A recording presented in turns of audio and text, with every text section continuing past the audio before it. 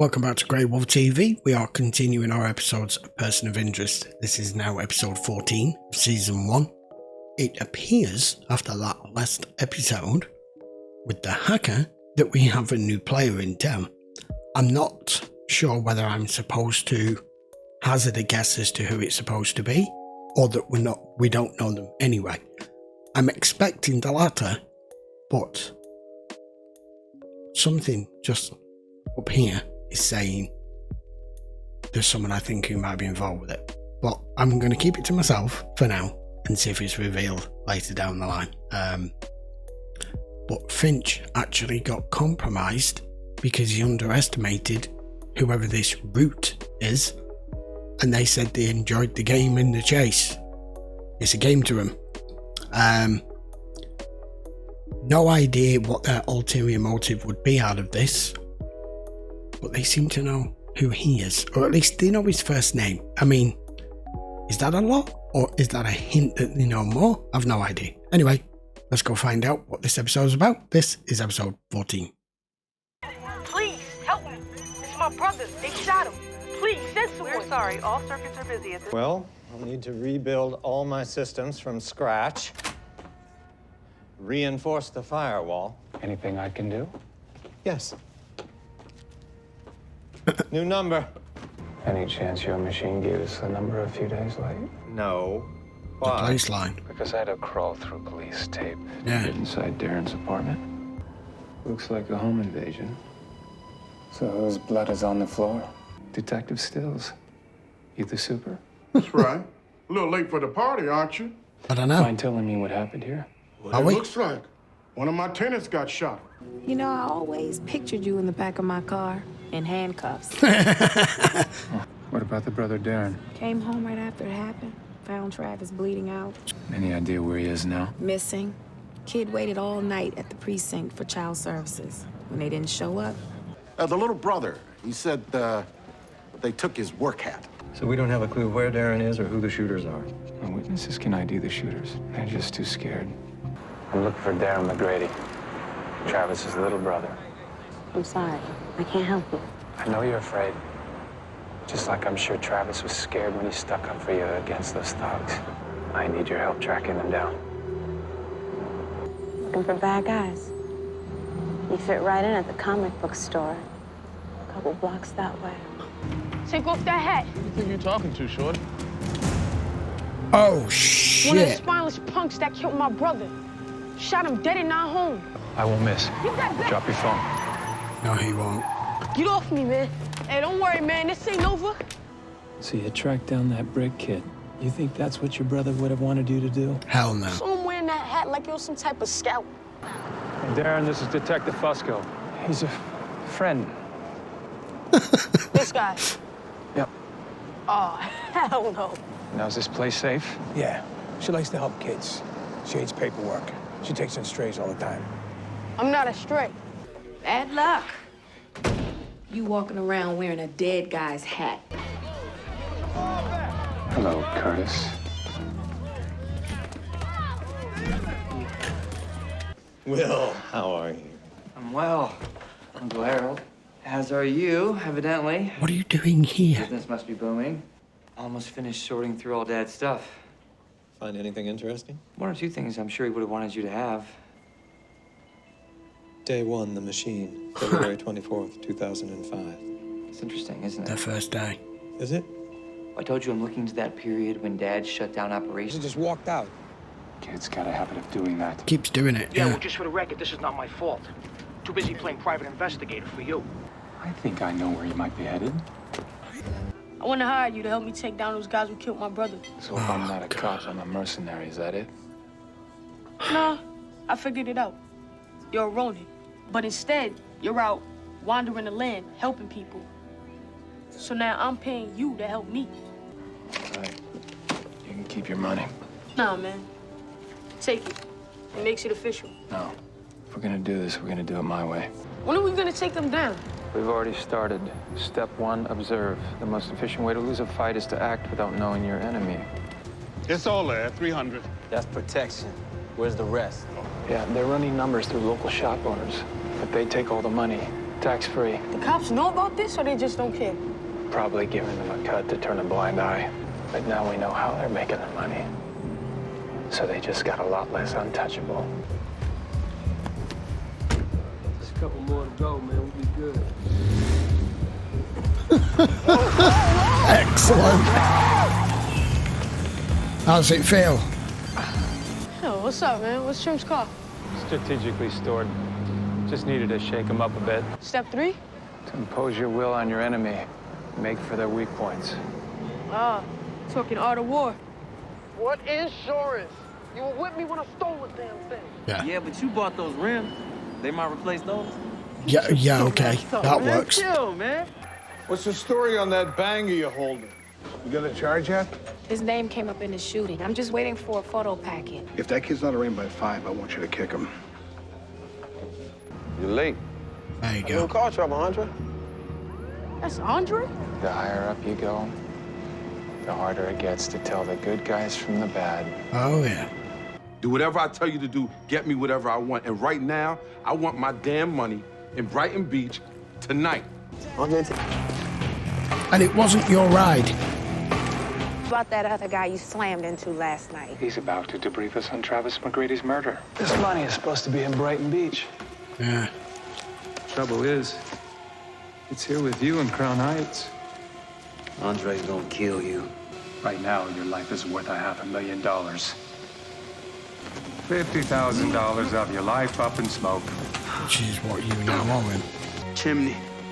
Top of my grandma's building. I really wanted to be there. It was just a difficult time for me. He was such a lovely man. He signed a contract with the government the next day for $1. For what? I don't know. Are you really sure you want to know? Oh, crap. Yes, I do. You've got problems. He came to me for help. I persuaded the government to bail him out in exchange for some of IFT's patents. This was out of my control. Force majeure is not covered by our protection. Our associates blame you for this debacle. Fix it, fast. All right, I'll handle this, right? My employee Brick is being held by your people without a charge, okay? I need you to get him out. Carter, you still have that suspect in holding? I was just about to let him go. You should have done that hours ago. Not a bright move, detective. Release the suspect now. You got him, kid. It's over. Got the evidence. The corrupt cops and the politicians that let them operate, you won't be able to stop until you destroy everyone you blame for taking your brother's life. Yep. And it won't bring him back. Got you the murder weapon. You can go ahead and charge Doesn't Rick. matter. It's gonna be kind of difficult. I just released him 10 minutes ago. In other words, the idea of letting a 14-year-old hire you to avenge his brother has backfired? You can lecture me later. Right now, I need you to bring me the bag. I got a tip. Wanna go fishing? Darren's in there. Relax, Finch. It's beanbag rounds.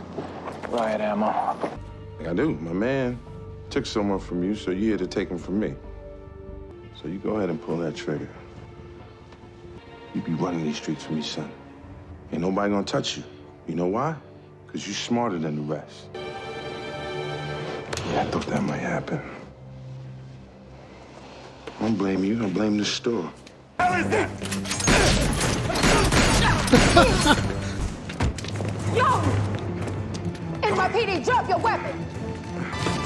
No!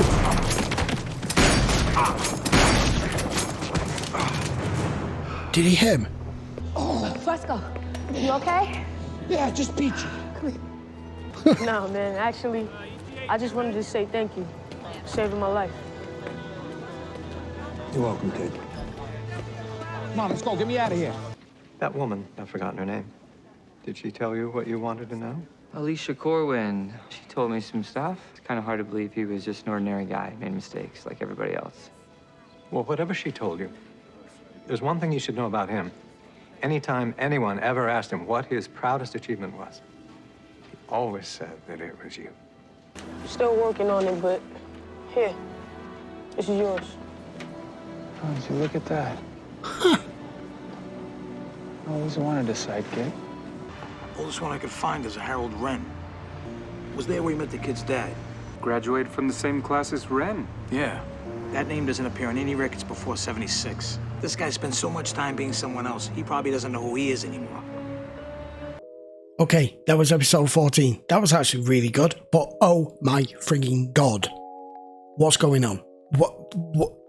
Okay, first of all, this woman that he went to go and see is the one who used to work in Washington, and then the day they announced the start of the machine, she's the one who went and to this, I've forgotten which town it was, the town with no cellular coverage, no phones, no technology that can be tracked.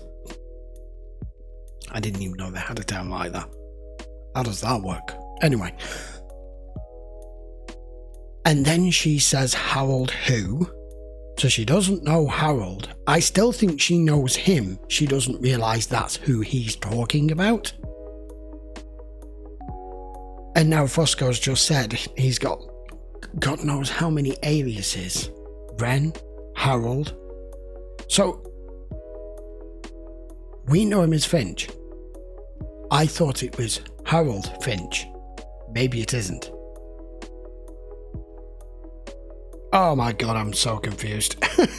I don't think I have enough information based on the episode we just watched to be able to piece anything more together than what I already have yet. I don't know whether I'm meant to or not. It's just giving it us in little breadcrumbs. So that guy's leaving now. Now, so he graduated MIT. Then he's changed his name a number of times. He met up with Ingram.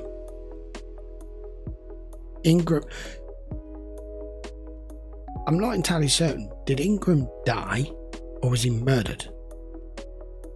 Am I getting that part wrong?